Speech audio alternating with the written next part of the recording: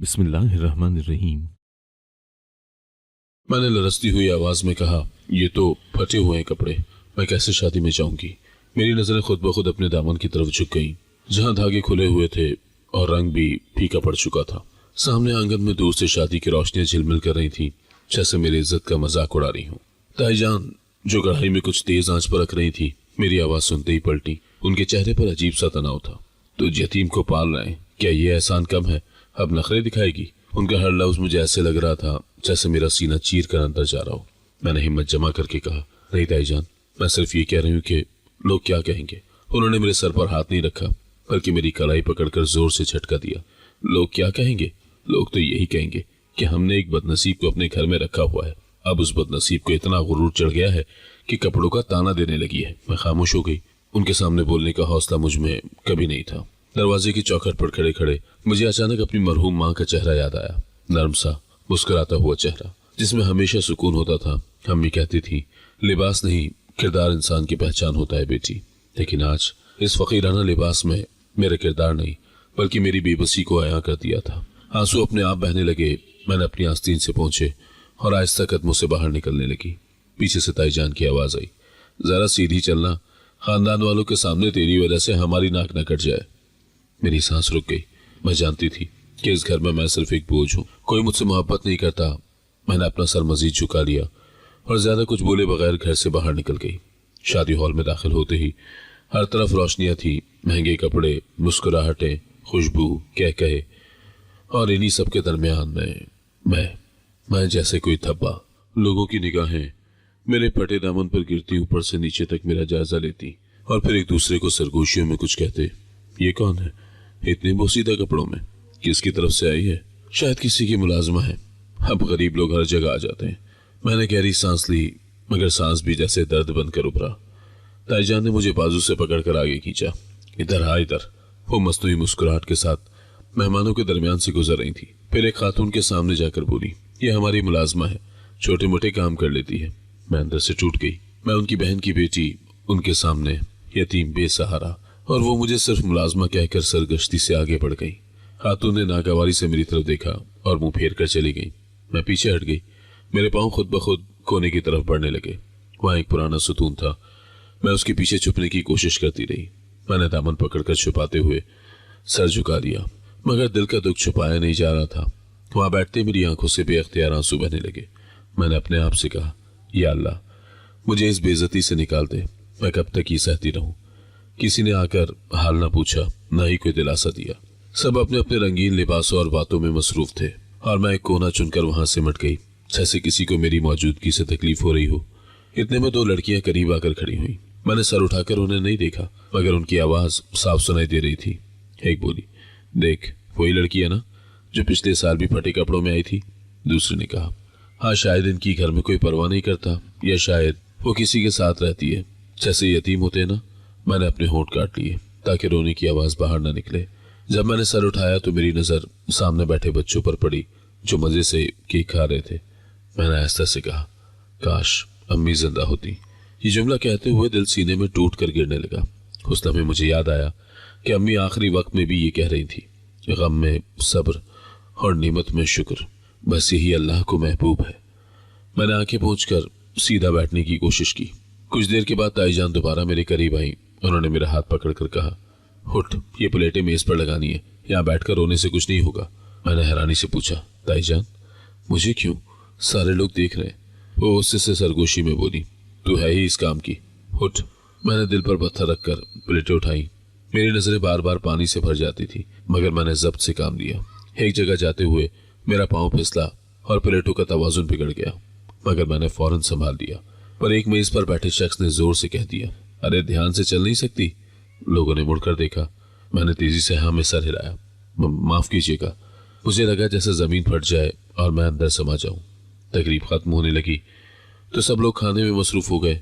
मेरा दिल चाहा कि कहीं बैठकर बस कुछ लम्हों के लिए सुकून मिल जाए, लेकिन ताईजान बार बार आवाज देती नहीं, ये ला, वो उठा, वहां रख, इधर दे। रात गहरी होने लगी।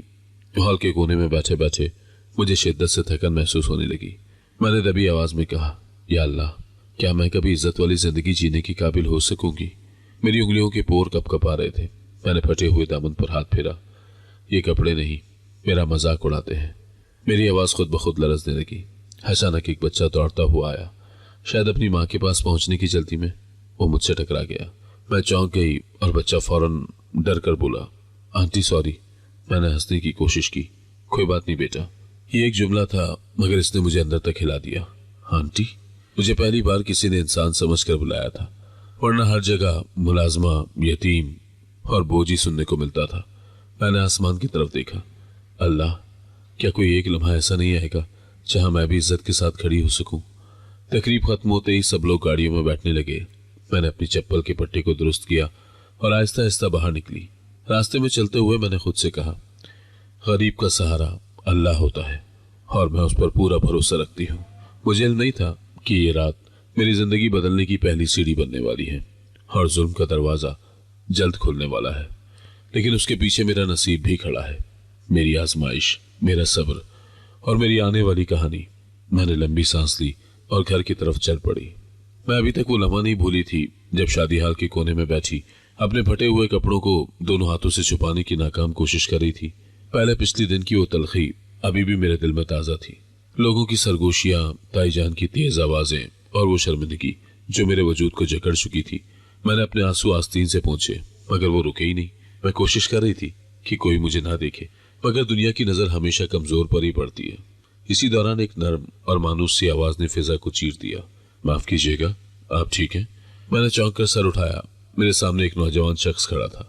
कपड़ों से लग रहा था कि वो अच्छी जगह से आया है। सफेद शर्ट, ग्रे कोट, बाल सलीके से बने हुए और आंखों में अजीब सी संजीदगी। उसने मेरी तरफ देखा और फिर मेरे कपड़ों पर नजर ठहर गई। वो बोला, आपके कपड़े फटे हुए हैं, ये मेरा कोट ले लें। मैं उसके अंदाज और अल्फाज दोनों से घबरा गई। मैंने जल्दी से सर नफी में हिलाया। नहीं शुक्रिया, मैं ठीक हूँ। मेरे लहजे में झिझक थी, जैसे मैं दुनिया की किसी एहसान की मुस्तहिकी नहीं। वो बैठ गया, इतना करीब कि मुझे अपनी सांसों की आवाज सुनाई देने लगी, लेकिन इतना फासला रखते हुए कि बदगुमानी ना हो। मैंने आपको अकेले रोते हुए देखा, उसने आहिस्ता से कहा। अगर कोई मुश्किल हो तो बता सकती है। मैंने नजरें झुका ली। मुश्किल तो हर गरीब के साथ लगी रहती है साहब, बताने से क्या बदल जाएगा। उसके चेहरे पर एक लम्हे के लिए दुख झलका, जैसे मेरे अल्फाज ने उसे किसी पुराने जख्म की याद दिलाई हो। उसने फिर वही कोट बढ़ाया, ये अमानत समझ कर ले ले, शायद कल ही आपके काम आए। इस बार उसके लहजे में ऐसा खुलूस था कि इनकार करना बदतमीजी महसूस हुआ। मैंने कपकपाती उंगलियों से कोट थामा। शुक्रिया। मेरी आवाज कांप रही थी। वो कुछ और कहना चाहता था, मगर उसी लम्हे शादी हाल में शोर उठा। किसी लड़के ने केक गिरा दिया था और औरतें चीख रही थी। उसने मेरी तरफ देखा और कहा, आप जाएं, बाहर ठंड है, कोट पहन लीजिएगा। मैंने आहिस्ता से कोट कंधों पर डाला और हॉल के पिछले दरवाजे से निकल आई। बाहर की ठंडी हवा ने मेरे गालों को छुआ तो अंदाजा हुआ कि मैं कितनी देर अंदर दुखी, रोती और छुपती रही थी। घर पहुंचते ही मेरा दिल तेजी से धड़कने लगा। दरवाजा खोलते वक्त मुझे एहसास हुआ कि मैं अभी तक कोट पहने हुए हूँ। काश मैं भूल जाती, मगर देर हो चुकी थी। जैसे ही मैं अंदर आई, ताईजान ने मुझे ऊपर से नीचे तक देखा और उनकी आंखें छोटी हो गईं। ये कोट कहाँ से आया? मैंने झिझकते हुए कहा, वो शादी में उन्होंने बात पूरी नहीं होने दी। तू गैर मर्दों से चीजें लेती फिरती है, शर्म नहीं आती? मैं घबरा कर बोली, नहीं ताईजान, वो तो। ये कहते ही उन्होंने मुझे बाजू से पकड़कर अंदर खींचा और धड़ाधड़ सवाल करना शुरू कर दिए। किसने दिया? किस नीयत से दिया? तूने लिया क्यों? अब ऐसे ही कपड़े और ऐसे ही लोग तुझे देखेंगे। मैंने घबरा कर कहा, ताईजान, वो सिर्फ मदद करना चाहता था। वो हंसी, ऐसी हंसी जिसमें तज़हीक भी थी और तहकीर भी। हाँ मदद, लड़कियां मदद के नाम पर क्या क्या कर बैठती हैं, मुझे मत सिखा। फिर एकदम उन्होंने मुझे धक्का दिया, उतारिए कोट अभी के अभी। मैंने कोट उतारा और सोफे पर रख दिया। मैंने कुछ गलत नहीं किया ताईजान, लेकिन उनके लिए मेरा कहना सिर्फ आग को हवा देने के मुतरादिफ था। तू बोलेगी भी? उन्होंने गुस्से में हाथ उठाया और मेरा बाजू जोर से पकड़कर झटका दिया। हम तुझे पाल रहे हैं, तेरे सर पर छत है और तू हमें ही जलील करेगी? मैंने कांपती आवाज में कहा, मैंने कोई गलती नहीं की। उन्होंने मेरे चेहरे पर हाथ मारा। ये कोट लेकर आई है ना, अब देख क्या होता है। उसी लम्हे बाहर दरवाजे पर इतनी जोर से दस्तक हुई कि हम दोनों ही चौंक गए। ताईजान के हाथ हवा में ही रुक गए। कौन है? रात गए। उन्होंने बड़बड़ाते हुए दरवाजे की तरफ कदम बढ़ाए। मेरा दिल तेज धड़कने लगा। वो दरवाजे तक पहुंची, मगर खोलने से पहले ही उनके चेहरे पर खौफ सा आ गया था, ऐसे जैसे उन्हें कुछ अंदाजा हो। दरवाजा खुला तो सामने वही शख्स खड़ा था। हाँ, वही शख्स जिसने मुझे कोट दिया था। ताईजान की आंखों में हैरत और घबराहट दोनों आ गई। आप कौन हैं? और इस वक्त? वो बिल्कुल पुरसुकून था। माफ कीजिएगा, देर हो गई, मैं बस ये कपड़े देने आया हूँ। उसने हाथ आगे बढ़ाया, उसके हाथ में ब्रांडेड सूट का शॉपर था। ताईजान लड़खड़ा गई। कौन सा सूट? वो और करीब आकर बोले, ये इस लड़की के लिए है। उन्होंने मेरा नाम लिया पूरा एतमाद के साथ। मेरी सांस रुक गई। मैं ना पहचानती थी उसे, ना उसने पहले कभी मेरा नाम लिया था। और ये कपड़े मुझे क्यों? ताईजान की आंखों में लालच चमकने लगा उसकी शानदार गाड़ी को देखकर। आप अंदर आइए। मगर उसने फौरन कहा, मैं ज्यादा देर नहीं रुक सकता, मैं बस अपना फर्ज अदा करने आया था। ताईजान ने कंट्रोल संभालते हुए पूछा, फर्ज? कौन सा फर्ज? वो मुझे देखने लगा। पहले ये बताएं कि आपने इसे क्यों मारा? मेरे पैरों तले से जमीन निकल गई। वो सब उसने देखा था या शायद अंदाजा लगा लिया था? ताईजान ने फौरन मीठा लहजा अपनाया। अरे नहीं नहीं, हम तो इसे अपनी बेटियों जैसा रखते हैं, बस कभी कभार डांट पड़ जाए तो। उसने उनकी बात काट दी। मैं सच जानता हूँ बीबी, और ये कपड़े किसी एहसान के लिए नहीं बल्कि इसकी हिफाजत के लिए है। दुनिया में कुछ लोग ऐसे भी होते हैं जो कमजोर को देखकर सीधे रास्ते से हट जाते हैं। मैंने हैरान होकर उसे देखा। उसके लहजे में दर्द भी था, राज भी, और एक अजीब सी जिम्मेदारी भी। ताईजान ने नरमी से कहा, बैठे ना, बात करें। वो पीछे हट गया। नहीं, मेरे पास वक्त कम है, बस ये कपड़े से दे दें, ये इसकी अमानत है। फिर वो मुझसे मुखातिब हुआ, ये कोट रखिएगा, वापस करने की जरूरत नहीं। मैंने कुछ कहना चाहा मगर आवाज नहीं निकली। उसने मुड़कर जाने से पहले आखिरी बार कहा, अगर कभी कोई मुश्किल हो तो मुझसे राब्ता जरूर कीजिएगा, दुनिया में हर कोई बुरा नहीं होता। और वो चला गया, बगैर नाम, बगैर गैर जरूरी बात के, बगैर किसी दावे के, सिर्फ एक चेक, एक कोट और एक अजीब सा खौफ पीछे छोड़कर। अगले कुछ दिनों के बाद वो फिर से दरवाजे पर आया। ताईजान ने दरवाजा आहिस्ता से खोला तो हम दोनों ने चौंक कर देखा। वही शख्स जिसने मुझे कोट दिया था, फिर रात गए घर आकर ड्रेस थमाया था। अब पुरसुकून मगर गैर मामूली संजीदगी के साथ अंदर दाखिल हुआ। उसके कदमों की चाप में कुछ ऐसा एतमाद था कि पूरे कमरे की फिजा बदल गई। उसने पहले ताईजान की तरफ निगाह उठाई, फिर एक लम्हे के लिए मेरी तरफ देखा, जैसे पहले ही फैसला कर चुका हो। वो बगैर लपक झपक के बोला, मैं इस लड़की से निकाह करना चाहता हूँ। एक पल को कमरे में मुकम्मल खामोशी छा गई। ताईजान की आंखें फैल गईं, उनकी सांस रुकी और फिर जैसे पूरी ताकत से उनकी आवाज में भर गई। क्या कहा आपने? वो शख्स थोड़ा सा आगे बढ़ा, जेब से लिफाफा निकाला और मेज पर रखा। ये 1 करोड़ रुपए का चेक है, ये इसका हक महर है। लिफाफा खोलते ही नोटों के बजाय चेक की रकम ने ताईजान के अंदर का लालच पूरी तरह जगा दिया। उनकी आंखों में जैसे चमक आ गई, मगर उन्होंने उसे छुपाने की नाकाम कोशिश की। ये तो बहुत बड़ी रकम है, इतनी बड़ी बात कैसे कर सकते हैं? वो शख्स अदनान, उसने सीधे लहजे में कहा, मैंने फैसला कर लिया है, निकाह करना चाहता हूँ, बाकी फैसला आपका है। उस लम्हे मेरी सांसें रुक गई। मैंने हिम्मत करके कुछ कहने की कोशिश की, ताईजान मेरी मर्जी, लेकिन उन्होंने फौरन मेरी बात काट दी। चुप रहे, बड़ी बोलने लग गई हो आजकल। अदनान ने मेरी तरफ नहीं देखा, बस हाथ बांधे खड़ा रहा, जैसे उसे यकीन था कि फैसला उसके हक में होगा। ताईजान ने चेक दोबारा देखा, फिर अदनान को, फिर मुझे, और आखिरकार बोली, हाँ मुझे मंजूर है, काजी को बुला लेते हैं। मैंने बेख्तियार कहा, मेरी मर्जी पूछे बगैर? कैसे? ताईजान ने तेज आवाज में जवाब दिया, हमारी इज्जत का सवाल है और ये लड़का अच्छा भला है, क्या चाहिए तुझे? मुझे लगा जैसे मेरा वजूद बेमायनी हो गया हो, मेरी आवाज गले में अटक गई। अदनान अभी तक खामोश था, जैसे निकाह का फैसला कोई कारोबारी मुआहिदा हो। काजी कुछ देर में घर पहुंच गया और सादगी से निकाह हुआ। मैंने कलमा पढ़ते हुए दिल में अल्लाह से दुआ की कि शायद ये नया रिश्ता मुझे इस घर की जिल्लत से बचा ले। निकाह खत्म होते ही ताईजान ने मुझे जबरदस्ती मेरे कमरे में भेजा। जल्दी कर, नया शौहर इंतजार कर रहा है, कहीं ये इरादा ना बदल दे। मैंने जरूरत की चंद चीजें संभाली और बाहर आई। अदनान दरवाजे पर खड़ा था, उसके चेहरे पर ना खुशी थी ना कोई खास तासुर, बस एक संजीदा खामोशी। मैंने उसे देखा तो उसने बस इतना कहा, चले। हम दोनों गाड़ी में बैठे। घर की दीवार जैसे रोज की तरह बुलंद और जालिम नहीं लग रही थी। मैंने दिल में कहा, शायद अल्लाह ने मेरी पुकार सुन ली है, शायद अब सब ठीक हो जाए। गाड़ी शहर के अंदरूनी रास्तों से निकलती हुई हाईवे पर पहुंच गई। मैंने दूर के मंजर देखते हुए पूछने की कोशिश की, अदनान साहब, आपने मुझे क्यों? उसने फौरन कहा, वक्त आने पर सब समझ आ जाएगा। उसकी आवाज नरम थी, लेकिन उसमें एक अजीब सी सख्ती भी छुपी थी। मैंने मजीद कुछ नहीं पूछा। रास्ते में एक जगह ट्रैफिक लगी थी, एक बच्चा सड़क पार करने लगा तो अदनान ने फौरन गाड़ी रोक ली। उस लम्हे मुझे लगा कि वो शायद रहमदिल इंसान है, शायद वाकई मेरा मुकद्दर बदलने वाला है। ट्रैफिक साफ हुई तो उसने गाड़ी दोबारा तेजी से भगानी शुरू कर दी। मैंने देखा कि वो बार बार मोबाइल देखता, कई लोगों से राब्ते में था और रास्ता बार बार बदल रहा था। मैंने आहिस्ता से पूछा, कहाँ जा रहे हैं हम? वो बोला, एक जरूरी जगह, कुछ देर में पहुंच जाएंगे। ये जवाब मेरे दिल में हल्की सी बेचैनी ले आया। कुछ दूर जाकर उसने गाड़ी एक सुनसान पथरीले रास्ते पर मोड़ दी। वो जगह मैंने कभी नहीं देखी थी। वहां ना घर थे, ना रोशनी, ना लोग, सिर्फ खामोशी, धूल और ठंडी हवा। मैंने दोबारा कहा, यह जगह कैसी, हम यहाँ क्यों आए हैं?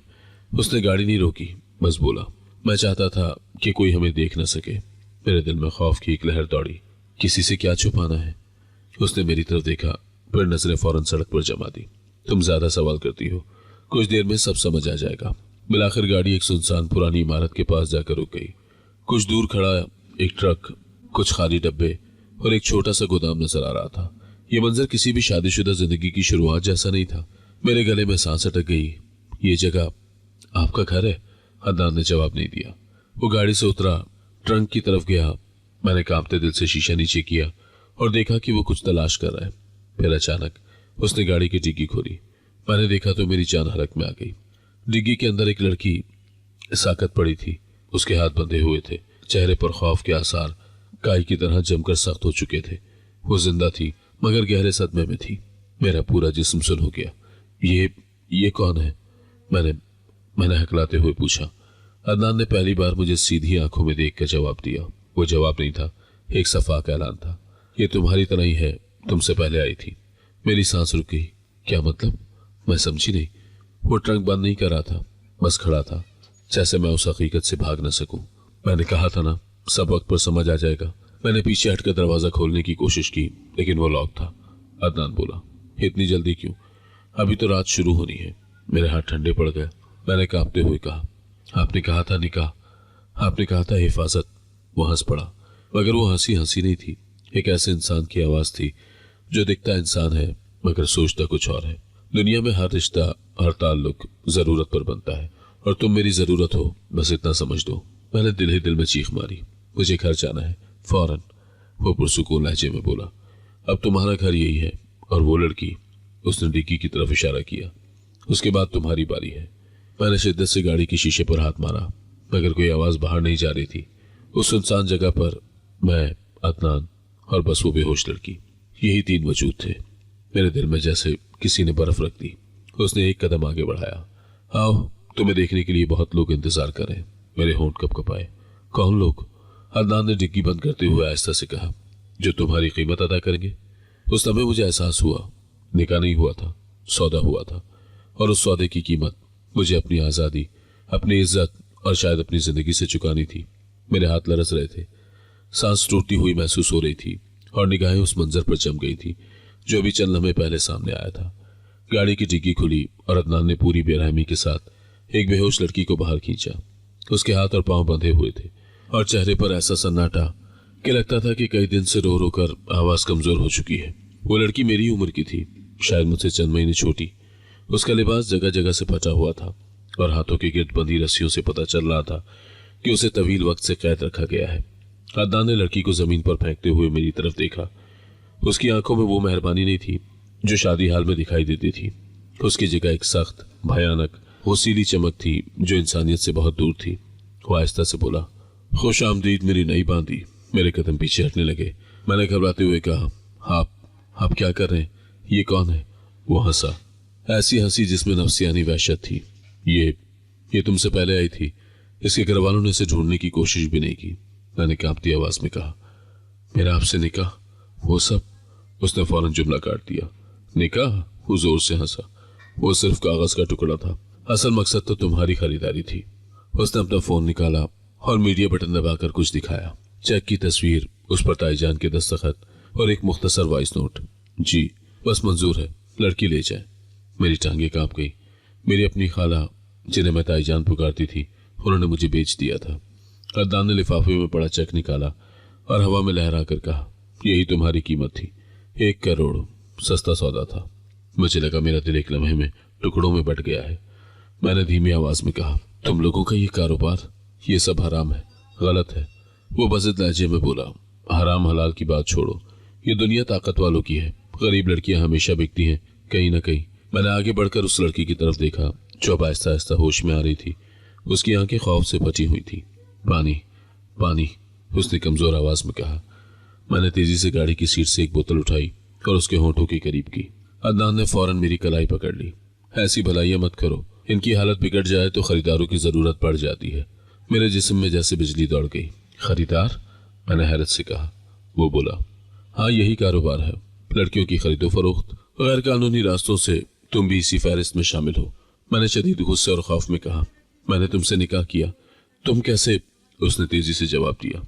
निकाह सिर्फ कानूनी कवर था ताकि तुम्हें पकड़ कर लाते वक्त कोई सवाल न करे। उसका यह जुमला मेरे दिल के पार तीर की तरह लगा। वो जोर से मेरा बाजू पकड़ कर बोला, अब बस मुजाहिमत मत करो, वरना अंजाम तुम्हारी मर्जी से भी ज्यादा बुरा हो सकता है। मैंने खुद को उसकी गिरफ्त से छुड़ाने की कोशिश की। मुझे छोड़ दो, मैं किसी की चीज नहीं हूँ। वो लंबा कहकहा लगाकर हंसा। यहाँ तुम्हारी चीज होना ही किस्मत है, वरना बहुत सी लड़कियां तो जिंदा भी नहीं बचती। उसने उसी लड़की को घसीट कर दोबारा गाड़ी की डिग्गी की तरफ ले गया। मैंने जल्दी से कहा, इसे छोड़ दो, वो बेहोश है। वो लम्हे भर को रुका और सर्द लहजे में बोला, तो इसे संभालना, मुझसे ज्यादा सवाल न करना। उसने गाड़ी की डिग्गी पूरी तरह खोली। अंदर से पहले पड़े कुछ कपड़े, कंबल और चंद टूटे हुए बैग देखकर अंदाजा हुआ कि ये उसका दरिंदा सिर्फ ठिकाना था जहां लड़कियों को लाकर कैद किया जाता था। मैंने तड़पते हुए पूछा, ये सब कहाँ ले जा रहे हो? कहाँ ले जाकर रखोगे हमें? वो मेरे कान के करीब आकर बोला, जहां तुम्हारी जरूरत होगी। अभी तो सिर्फ सफर का आगाज है। उसके अल्फाज ने मेरी रीढ़ की हड्डी में सर्द लहर दौड़ा दी। मैंने लड़की को सहारा देने की कोशिश की, मगर अदनान ने मेरे दोनों हाथों को पकड़कर पुश की तरफ झटका दिया। बहुत ख्याल करती हो दूसरों का, यहाँ किसी को दूसरों का ख्याल रखने की इजाजत नहीं। उसने मेरे हाथ रस्सी से बांध दिए। अब अंदर चलो, दोनों एक साथ रहोगी। मैंने आखिरी कोशिश करते हुए चीख कर कहा, तुम इंसान नहीं हो, हैवान हो। वो मुस्कुराया, लेकिन उसकी मुस्कुराहट में इंसानियत का नामो निशान न था। हैवान हो सकता है, लेकिन हैवान भी अपने शिकार को फरार नहीं होने देते। फिर उसने मुझे और उस बेहोश लड़की दोनों को घसीट कर गाड़ी की डिग्गी में डाल दिया। डिग्गी का दरवाजा बंद होने की जोरदार आवाज मेरे कानों में गूंजी और यूं लगा जैसे मेरी सारी उम्मीदों के दरवाजे बंद हो गए हों। अंदर मुकम्मल अंधेरा था। मैंने आहिस्ता से लड़की को थामा। उसके हाथ कांप रहे थे। डरो नहीं, मैं हूं यहाँ। मैंने सरगोशी की। वो कमजोर आवाज में बोली, मेरा नाम ज़ारा है, मुझे यहाँ से निकालो, वो मुझे मार देगा। मैंने कांपते हुए कहा, मेरा नाम हिना है और हम निकलेंगी इंशाअल्लाह। डिग्गी के बाहर अदनान के मोबाइल की आवाजें आ रही थी। वो किसी से बात कर रहा था। हाँ, नया माल तैयार है, आज रात निकल जाएंगी। मेरा दिल डूब गया। इंसानों की खरीदो फरोख्त, निकाह का धोखा, इज्जत का सौदा, और इस सब में मेरी अपनी खाला भी शामिल थी। मैंने सर आसमान की तरफ उठाया, अगरचे मुझे आसमान नजर नहीं आ रहा था। या अल्लाह, तूने मुझे कभी अकेला नहीं छोड़ा, आज भी मुझे बचा ले। ज़ारा ने आहिस्ता से मेरा हाथ पकड़ा। वो हमें नहीं छोड़ेगा। मैंने उसे मजबूती से थामा। कोई भी इंसान इतना ताकतवर नहीं जितना अल्लाह है। हम निकलेंगे। बाहर अचानक अदनान के कदमों की आवाज आई। डिग्गी की तरफ कदम बढ़ते सुनाई दिए। मेरे दिल की धड़कन तेज हो गई। मैंने ज़ारा से कहा, खामोश रहो, एक मौका जरूर आएगा, हम भागेंगी। और फिर डिग्गी जोर से खुली। अदनान का साया हमारे ऊपर झुका हुआ नजर आया। तैयार हो जाओ, वो बोला, वक्त कम है। मेरी सांस रुक गई। तूफान अभी शुरू हुआ था। मेरी सांसें रुक गई। तूफान अभी शुरू हुआ था। असल अंधेरा अभी सामने आना था। अदनान ने जैसे ही गाड़ी की डिग्गी खोली, उसके दो आदमी हमारे करीब आ गए। उनके चेहरे पर सख्ती, आंखों में बेरहमी और हरकत में मशीनी बेहिस्सी थी। उन्होंने मुझे और ज़ारा को खींचकर बाहर निकाला और मट्टी से अटी हुई जमीन पर खड़ा कर दिया। मेरी कलाइयों में रस्सियों की जलन अब तक महसूस हो रही थी। मौसम ठंडा था, लेकिन मेरी हड्डियां खौफ की वजह से ज्यादा कांप रही थी। एक आदमी ने सख्त लहजे में कहा, चलो, ज्यादा देर नहीं है। वो हमें एक पुरानी अंधेरे में डूबी इमारत के अंदर ले गए। इमारत की दीवारों पर नमी के निशान थे। फर्श जगह जगह से टूटा हुआ था और अंदर एक अजीब सी बदबू फैली हुई थी। ऐसा लग रहा था जैसे बरसों से यहाँ इंसानियत का दाखिला ममनू हो। हमें एक बड़े से कमरे में धकेल दिया गया। दरवाजा बंद होते ही मैंने इर्द गिर्द देखा। वहां पहले से कम 10-12 लड़कियां मौजूद थी। कुछ दीवार के साथ टेक लगाए बैठी थी और कुछ गोटी मारकर जमीन पर सिमटी हुई थी। सबके चेहरे पर एक मुश्तरका चीज थी, मायूसी। अदनान कमरे में आया। उसकी नजर सब पर घूमी, फिर मेरी तरफ रुकी। अब तुम सब मेरी गुलाम हो। उसके लहजे में ऐसी सफाकियत थी कि कई लड़कियां सहम कर पीछे हो गई। मैंने ज़ारा को अपने करीब कर लिया। वो मेरे कंधे से लगी लरज रही थी। वो हमें यहाँ क्यों रख रहा है? मैंने धीमी आवाज में कहा। ये उसका ठिकाना है जहां वो लड़कियों को छुपा कर रखता है। मेरे अल्फाज अभी खत्म भी न हुए थे कि अचानक कोने से एक लड़की की हिचकी भरी आवाज उठी। ये तो नायला है। मेरा दिल जोर से धड़का। मैंने चौंक कर आवाज देने वाली लड़की की तरफ देखा जो मुझे घूर रही थी। धुएं और अंधेरे में उसका चेहरा पूरी तरह नजर नहीं आ रहा था, मगर उसकी आवाज, उसकी आंखें, उसका वजूद, मैं उसे कहीं भी पहचान सकती थी। फातिमा, मेरी आवाज कांप गई। वो दौड़ती हुई मेरी तरफ आई। आप ही, नायला, वाकई तुम हो? तुम जिंदा हो? मेरे कदम जैसे जमीन में धंस गए। मैंने उसे अपने बाजुओं में भर लिया। 2 साल से लापता मेरी बहन अब मेरे सामने थी। हम दोनों फूट फूट कर रो पड़े। ज़ारा हैरान खड़ी रह गई। दीगर कैदी लड़कियां भी हमें देखकर सरगोशियां करने लगी। फातिमा ने जोर जोर से रोते हुए कहा, मुझे लगा था तुम कभी नहीं मिलोगी। मैंने अल्लाह से दुआ मांगी थी कि एक बार तुम्हें देख लूं। मैंने उसके बाल सहलाते हुए कहा, मुझे भी लगा था कि तुम अब कभी नहीं मिल पाओगी। अदनान हमें देखकर हंसा। अच्छा, बहनें मिल गई, खूब, अब दोनों एक साथ रहो। फिर वो कमरे से बाहर चला गया। दरवाजा जोर से बंद कर गया। फातिमा ने रोते हुए अपनी कहानी बताना शुरू की। मुझे एक औरत ने नौकरी का कहकर यहां बुलाया था। एक स्कूल में सफाई का काम मिलने वाला था। मैं खुशी से गई, मगर उसके बाद वो रुक गई। आंसू उसके गालों पर बह रहे थे। मुझे गाड़ी में धक्का दिया गया और होश आया तो मैं इस कैद खाने में थी। ज़ारा ने भी अफसोस भरी आवाज में कहा, मुझे भी पड़ोस की एक आंटी ने नौकरी का वादा किया था, सब झूठ था। मैंने फातिमा की आंखों पे देखा। हम दोनों यहां से निकलेंगी, सब लड़कियां निकलेंगी, कसम है मुझे अल्लाह की। फातिमा ने धीमी आवाज में कहा, कंट्रोल्स, यहाँ एक बड़ी लड़की है, सुमेरा, वो सबसे ज्यादा अरसे से यहाँ है, वो सब जानती है। उसने बताया था कि अदनान एक बैनुल अक़वामी गिरोह का हिस्सा है। वो लड़कियों को मुख्तलिफ मुल्कों में बेचते हैं। मेरा दिल बैठ गया। कितना बड़ा चाल है ये। फातिमा ने सर झुकाकर कहा, बहुत बड़ा, और सब लोग इनसे डरते हैं। मैंने आंसू पोंछकर मजबूत लहजे में कहा, लेकिन हम नहीं डरेंगी, अल्लाह बड़ी ताकत वाला है। इस दौरान अदनान के आदमी वक्तन फवक्तन दरवाजे में झांकते रहे, जैसे देख रहे हो कि कोई भागने की कोशिश तो नहीं कर रहा। मैंने कमरे के कोने में बैठी लड़कियों को देखा, जिनमें से एक के हाथ पर पट्टी बंधी हुई थी। उसने आहिस्ता से कहा, वो लोग बस खाने पीने में इतना देते हैं कि जिंदा रहे। ज़ारा ने कहा, वो हमें दूसरों के सामने बोलियां लगते हुए ले जाते हैं। मैंने जल्दी से कहा, खामोश, अदनान के आदमी सुन लेंगे। फातिमा ने करीब आकर सरगोशी की।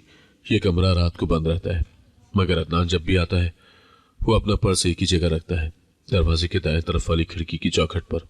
उसमें चाबी भी होती है। मैंने फौरन जहन में नक्शा बनाया, यानी अगर हमें उसकी चाबी मिल जाए तो हम यहाँ से निकल सकते हैं। फातिमा ने हाँ में सर हिलाया। मैंने ये सब सुमेरा से सीखा है। वो चाहती थी कि कोई तो भागे, मगर वो खुद बीमार हो गई।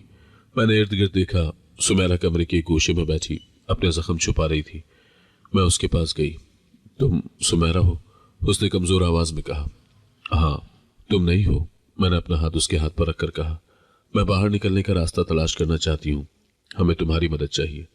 सुमेरा ने मेरी तरफ देखा, यूं जैसे बरसों के बाद कोई शख्स उसके लिए उम्मीद लेकर आया हो। यहां से निकलना आसान नहीं, लेकिन नामुमकिन भी नहीं।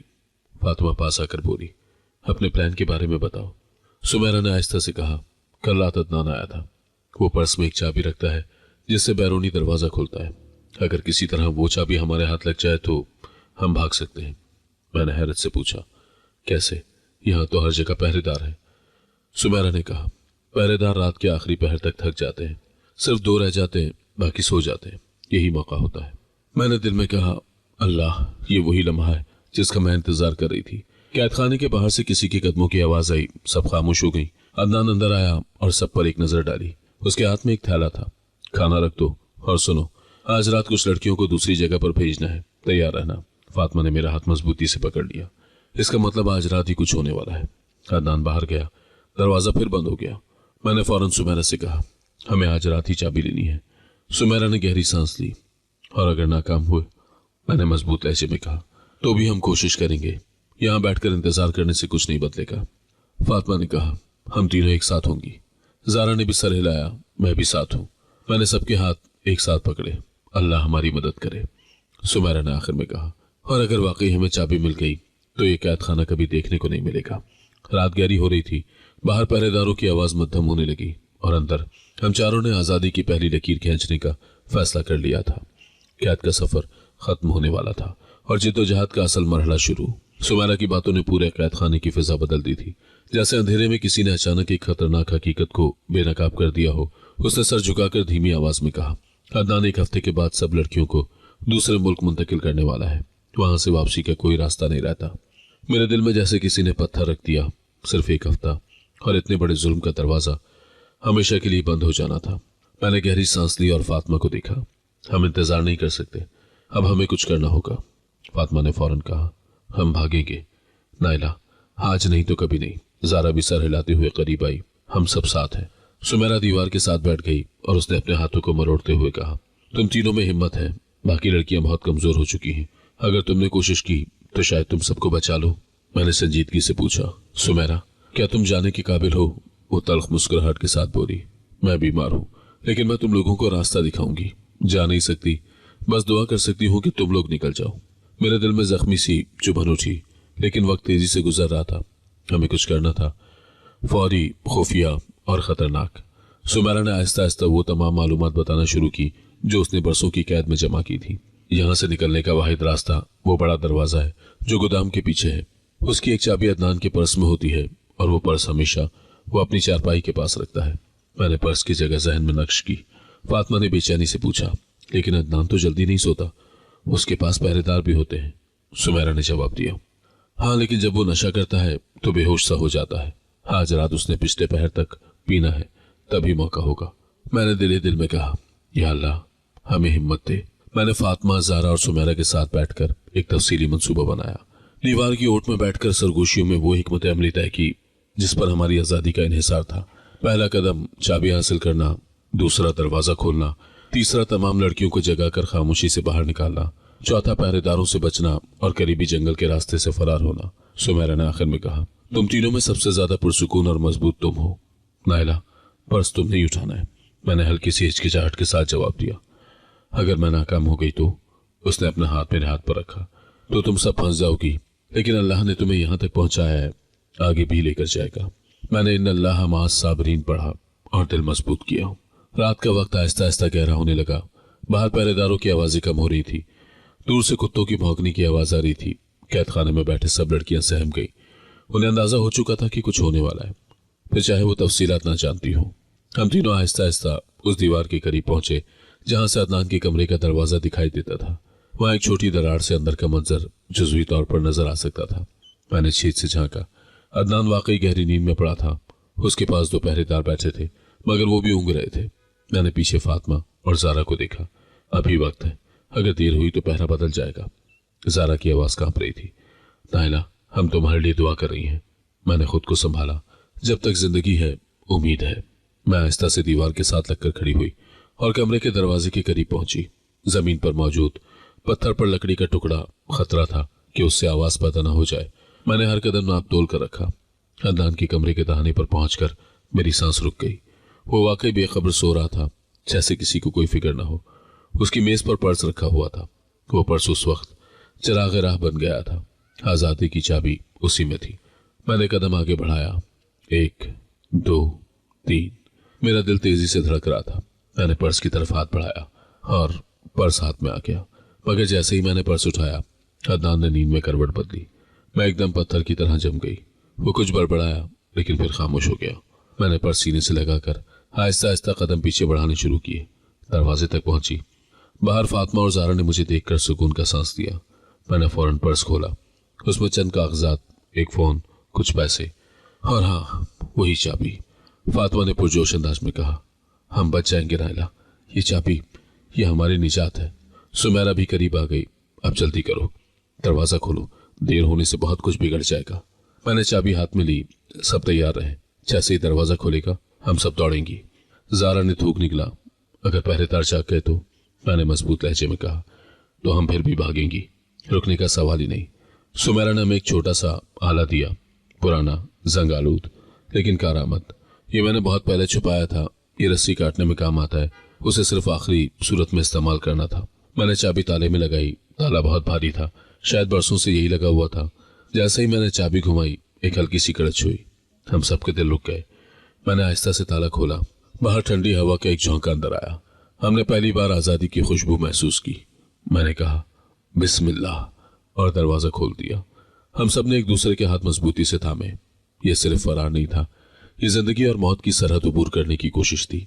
मैंने सरगोशी की, दौड़ने के लिए तैयार हो जाओ।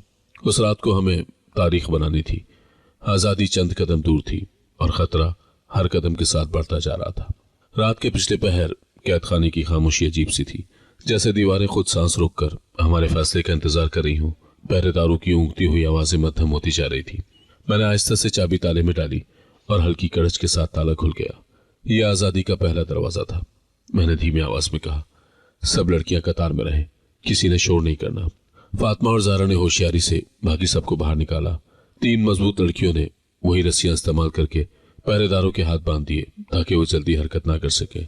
बाहर अंधेरा गहरा था, मगर सितारों की रोशनी इतनी जरूर थी कि रास्ता पहचाना जा सके। जल्दी करो, सुबह होने में वक्त नहीं, मैंने तंबीह की। हम दौड़ने लगी। कदमों की आवाज मिट्टी में दब गई थी, मगर दिल की धड़कनें कहीं ज्यादा शोर कर रही थी। फातिमा ने कांपते हुए लहजे में कहा, बस कुछ ही दूर है, फिर अगला मोड़। लेकिन अचानक पीछे से गाड़ी का इंजन चीखा। वो अदनान था। ज़ारा ने घबरा कर कहा, वो जाग गया, उसने हमें देख लिया। अदनान की गाड़ी हमारी तरफ बढ़ी। हेडलाइट्स अंधेरे में 2 खंजर की तरह चमक रही थी। दौड़ो, मैंने सबको चीख कर कहा। हम सब बिखर गई, लेकिन मैंने जल्दी से आवाज लगाई, एक ही सिमत में दौड़ो, बिखरोगी तो पकड़ी जाओगी। सब लड़कियां एक रास्ते पर दौड़ने लगी। मैंने फातिमा का हाथ पकड़कर कहा, तुम आगे बढ़ो, तुम में ताकत है, तुम सबको निकालो। फातिमा ने मेरी तरफ देखा, आंखों में खौफ और बेबसी। तू कहाँ जाएगी? मैंने उसे जोर से धकेल कर कहा, मैं उसे रोकूंगी, तुम लोग निकल जाओ। मैं मुड़कर दूसरे सिमत भागी ताकि अदनान की तवज्जो सिर्फ मुझ पर आए। गाड़ी ने तेजी से डायरेक्शन बदली और मेरी तरफ मुड़ गई। उसके इंजन की गरज मेरे आसाब पर हथौड़े बरसा रही थी। मैं एक गहरे गड्ढे के पास जाकर रुक गई। ये जगह मैं पहले देख चुकी थी। मैंने अल्लाह का नाम लिया और पत्थरों के बीच झुककर छुप गई। अदनान गाड़ी से उतरा, तेजी से आसपास देखने लगा। नायला, उसने जोर से पुकारा, मुझे पता है तुम इधर ही हो। मैंने खामोशी से सुमेरा का दिया हुआ छोटा धाती औजार हाथ में पकड़ा। सुमेरा ने कहा था, सिर्फ आखिरी जरूरत में इस्तेमाल करना। अदनान कदम कदम चलता हुआ मेरे करीब आया। आखिरकार तुम्हारी हिम्मत खत्म हो ही गई, तुम क्यों नहीं जा सकती? मैंने अपनी जगह से निकलकर उसे ललकारा। मैं तुमसे नहीं डरती, तुम्हें रोकने आई हूं। वो हंस पड़ा, तुम अकेली और मैंने औजार ऊपर उठाया, सिर्फ रोकने के लिए। तुम अकेली और मैंने औजार ऊपर उठाया, सिर्फ रोकने के लिए, वार करने के लिए नहीं। वो चौंका, पीछे हटा और इतने में दूर से पुलिस की गाड़ियों की आवाज तान की तरह सुनाई देने लगी। अदनान ने घबरा कर कहा, इन्हें किसने बुलाया? मैंने मजबूत लहजे में कहा, तुम भूल गए कि बाकी लड़कियां भी इंसान हैं, उन्होंने ही कॉल की है। अदनान भागने को पीछे मुड़ा, मगर मैंने उसका हाथ पकड़कर उसे नीचे धकेल दिया। वो जमीन पर गिरा और अपना तवाजुन बरकरार न रख सका। पुलिस की गाड़ियां करीब पहुंच चुकी थी। अदनान ने मुझे जमीन पर खड़ा देखा तो हंसते हुए बोला, आखिरकार पकड़ी ही गई नायला, तुम जानती नहीं कि मैं कौन हूं। मैंने सख्त लहजे में कहा, मैं मर भी जाऊं तो तुम्हारे नापाक अज़ाइम पूरे नहीं होने दूंगी। उसने मेरी तरफ बढ़ने की कोशिश की, मगर मैंने हाथ में पकड़ा औजार ऊपर उठाया, सिर्फ इतना कि वो पीछे हट जाए। वो डर कर एक कदम पीछे गया और उसी लम्हे पुलिस की लाइट्स उसके चेहरे पर पड़ी। अफसरों ने गाड़ियों से निकलकर हथियार ताने, हाथ ऊपर करो। अदनान ने भागने की कोशिश की, लेकिन उसके कदम फिसल गए। मैंने फौरन उसे धक्का दिया और वो दोबारा जमीन पर गिर पड़ा। पुलिस उस पर झपट पड़ी, उसके हाथ बांध दिए गए। मैंने भारी सांस लेते हुए कहा, गरीब पर जुल्म करने वाले कभी कामयाब नहीं होते, अल्लाह की लाठी बेआवाज होती है। उन्होंने अदनान के साथियों को भी गाड़ियों से पकड़ लिया था। कैद खाना, गोदाम और वो सब जगहें जहां लड़कियों को छुपाया जाता था पुलिस ने फौरी घेरे में ले ली। फातिमा, ज़ारा और दीगर तमाम लड़कियां बाहर निकाली गईं। ज़ारा ने मुझे देखकर कहा, हम बच गए, वाकई बच गए। मैंने शुक्राने के आंसू पहुंचे। चंद दिन के बाद अदालत में समाअत हुई। मैंने पूरी हिम्मत से गवाही दी। तमाम जुल्म, कैद, धोखा और इंसानों की खरीदो फरोख्त का जाल अदालत के सामने बयान किया। बाकी लड़कियों ने भी सच कहा। अदालत के फैसले का दिन आया। जज ने अदनान की तरफ इशारा करके कहा, यह मुजरिम इंसानों की गैर कानूनी खरीदो फरोख्त, धोखाधही, खवातीन को हब्स से भेजा और बैनुल-अक़वामी जुर्म का मुर्तकिब साबित हुआ है। इसे सख्त तरीन सजा दी जाती है। अदनान की आंखों में पहली बार खौफ दिखाई दिया। फिर जज ने ताईजान के बारे में कहा, लड़की को बेचने के जुर्म में इसकी ताई भी बराबर की शरीक जुर्म है। मेरी सांस अटक गई, मगर मैं खामोश रही। ताईजान भी सजा पा चुकी थी। अदालत से निकलते हुए फातिमा ने मेरा हाथ पकड़कर कहा, हम आजाद हैं, वाकई आजाद। मैंने उस शख्स का दिया हुआ कोट जिससे ये सब धोखा शुरू हुआ था वो उठाया और यतीम खाने को बतौर खैरात दे दिया। ये वहां रहेगा जहां इसकी असल जगह है। वक्त के साथ मैंने अपनी तालीम मुकम्मल की और फातिमा के साथ मिलकर यतीम और बेसहारा लड़कियों की मदद के लिए एक तंजीम कायम की। हम उन लड़कियों को वो सहारा देने लगी जो हमें कभी नहीं मिला था। जिंदगी दोबारा शुरू हुई, नई ताकत के साथ, नए यकीन के साथ। मैं हर रोज अपनी दुआ में यही कहती हूँ, या अल्लाह, जिस पर जुल्म हो उसे कभी तन्हा ना छोड़। और मैं जानती हूँ ईमान, सब्र और सच्चाई इंसान को हर तारीकी से निकाल लाते हैं। मेरी कहानी खत्म नहीं हुई, मेरी जिम्मेदारी अभी शुरू हुई थी। अगर आपको आज की कहानी पसंद आई है तो वीडियो को जरूर लाइक कीजिएगा और अपने दोस्तों के साथ भी शेयर कीजिएगा। और हाँ, अगर आपने अभी तक हमारा चैनल सब्सक्राइब नहीं किया तो जरूर सब्सक्राइब करें। मिलते हैं कल एक नई और दिलचस्प कहानी के साथ। अल्लाह हाफिज।